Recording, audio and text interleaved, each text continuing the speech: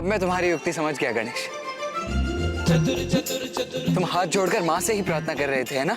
हाँ भैया, मैं माँ से यही याचना कर रहा था कि वो इस संकट से हमारी रक्षा करें, क्योंकि योगिनी माताओं को रोकने में यदि कोई सक्षम है तो वो एकमात्र है माँ।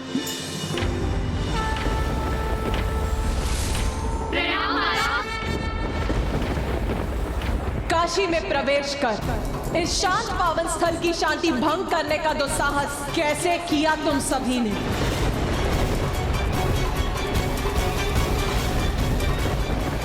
आपका दुख कैसे सहती माता? हम उस राजा देवोदास को उचित पाठ सिखाने चली आई थी। हम ये अधिकार किसने दिया तुम सभी को?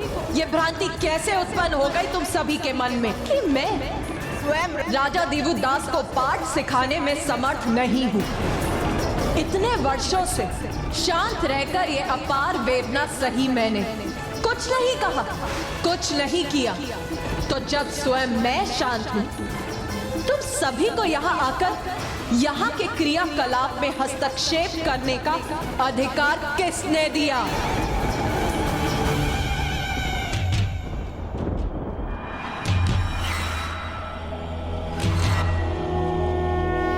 महादेव ने वचन दिया था राजा देवोदास को, और महादेव के वचन की गरिमा में कदापि भंग होने नहीं दूंगी।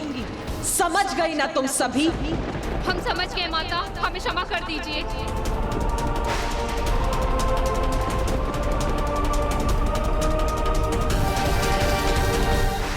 जिसकी रचना स्वयं महादेव ने की, अत्यंत पावन है ये काशी नगरी। देखो इस पावन नगरी काशी को। राजा देवोदास के कुशल राजकाज के कारण काशी में दिव्यता और पवित्रता का प्रभाव है। हिंसा, क्रोध, घृणा, अपराध, इन सभी से रिक्त है मेरे स्वामी की प्रिय काशी। तो फिर ऐसे धर्मात्मा राजा पर आक्रमण करने का कुविचार कैसे किया तुम सभी ने? स्वस्ति न इंद्रो वृतश्रवाः स्वस्ति न पूषा विश्ववेदाः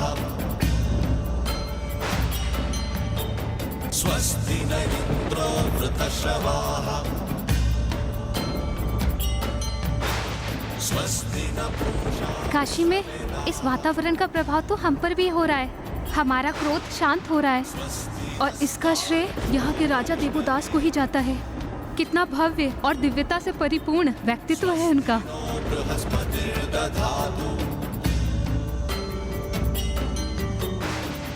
काशी के इस दिव्य वातावरण में तो हमें भी आनंद और शांति का अनुभव हो रहा है। किसी भी दुख और विषाद से परे ऐसे परम सुख का आभास हो रहा है जैसे सदा के लिए यहीं वास करने की इच्छा जागृत हो गई है तुम सभी के मन में।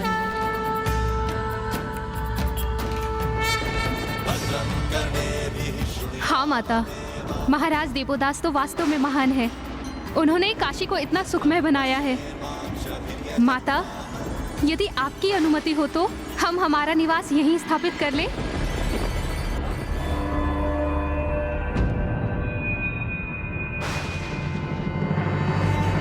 अवश्य पुत्रियों, मैं तुम सभी को इस पवन पावन काशी में निवास करने की सहर्ष अनुमति देती हूँ। धन्यवाद माता।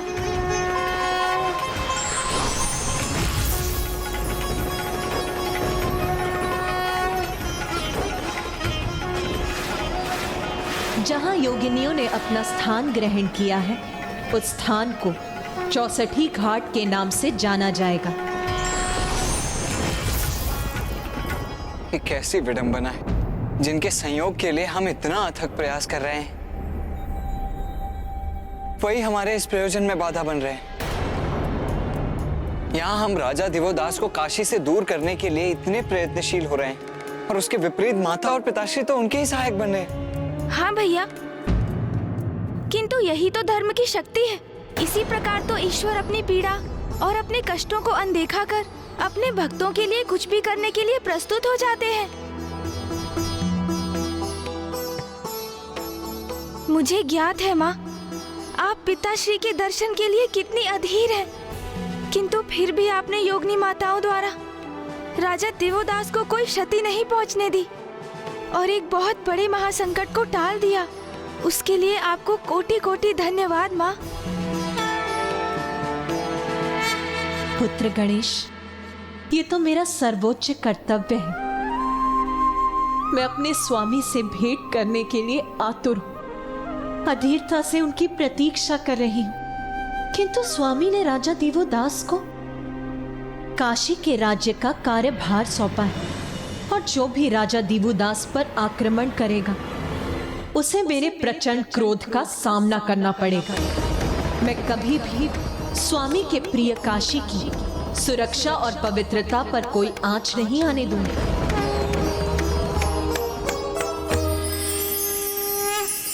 अब तो योगिनी माताओं ने भी काशी में अपना निवास बना लिया है।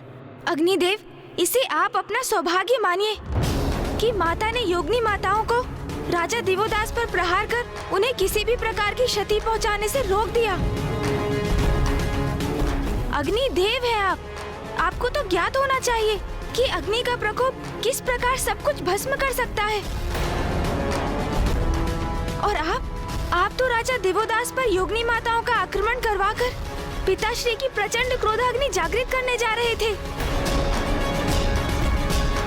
हाँ गणेश, ये तो तुम सर्वथा उचित कह रहे हो। ये तो बहुत बड़ा संकट टल गया। किंतु गणेश, अब पुनः हम वहीं के वहीं हैं जहां से हमने आरंभ किया था। हमारी समस्या तो अभी भी जहां की तहां ही है। ओम नमः शिवाय, ओम नमः शिवाय। और अब हमारे पास अधिक समय भी शेष नहीं है।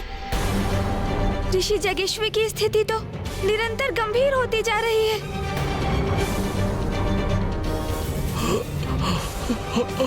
इससे पूर्व की स्थिति और विकट हो।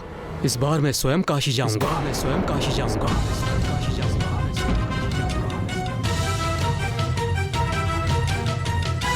अच्छा, अब आप वहां जाएंगे, परंतु वहां आप करेंगे क्या?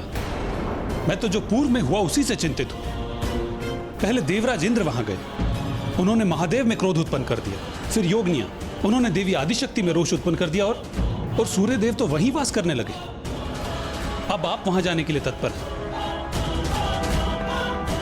कुछ उपाय है आपके पास? क्या करेंगे आप वहां? नारायण का प्रश्न सर्वथा उचित है ब्रह्मदेव। हम देवताओं ने संपूर्ण प्रयास कर राजा दिवोदास के राज्य में त्रुटि ढूंढने के, किंतु हम सफल नहीं हुए। हमारे पास ऐसा कुछ भी नहीं है जिसके आधार पर हम राजा दिवोदास पर आरोप मढ़ सके।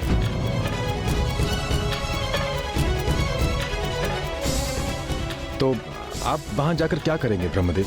ये स्थिति मेरे कारण ही उत्पन्न हुई है। मेरे द्वारा राजा दिवोदास को दिया गया वरदान ही महादेव के काशी छोड़ने का कारण बना। तो इसका समाधान ढूंढना भी अब मेरा ही कर्तव्य है। राजा दिवोदास के धर्म पालन की अत्यंत कठिन परीक्षा लूंगा मैं। हम सभी ने राजा दिवोदास के राज्य में जाकर त्रुटियां खोजने का प्रयास किया और सभी असफल रहे। किंतु इस बार परीक्षा के लिए राज्य नहीं, अपितु राजा स्वयं होगा। हाँ, इस बार राजा दिवोदास की परीक्षा ली जाएगी और मुझे विश्वास है कि वो इस कठिन परीक्षा में कभी सफल नहीं हो पाएंगे।